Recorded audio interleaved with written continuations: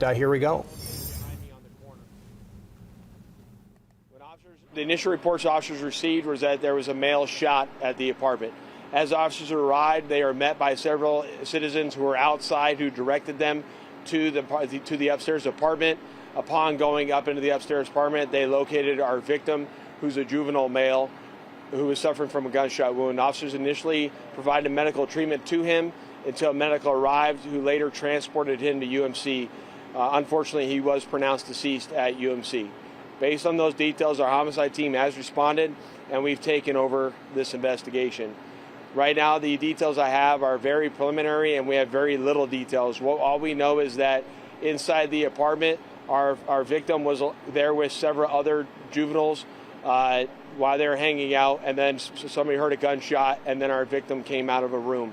Those are the preliminary details that we have right now. We're still trying to ascertain everybody who was inside the apartment at the time that the shooting occurred. Was this a result of an altercation? We're still trying to get all those facts. Those are the details that I have for you at this time. The only closure right now we have is on easement right here for 1 block, and Kepler Drive is shut down.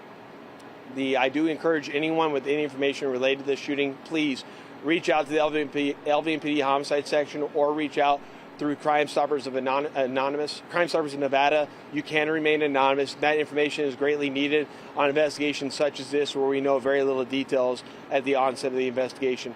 With that, I'll take any additional questions you may have. Can you provide the age of the juvenile? I'll just say it's a juvenile at the high school age.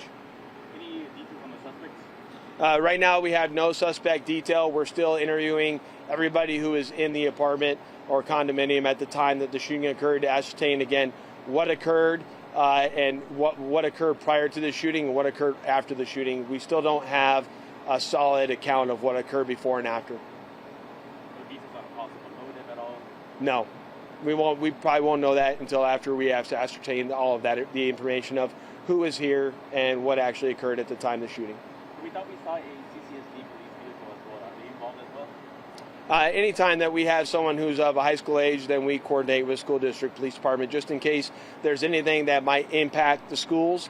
We bring them on early on our investigation so that there's information sharing between both agencies and investigations that deal with anyone who's of school age. All right, thank you, everyone. I appreciate your time.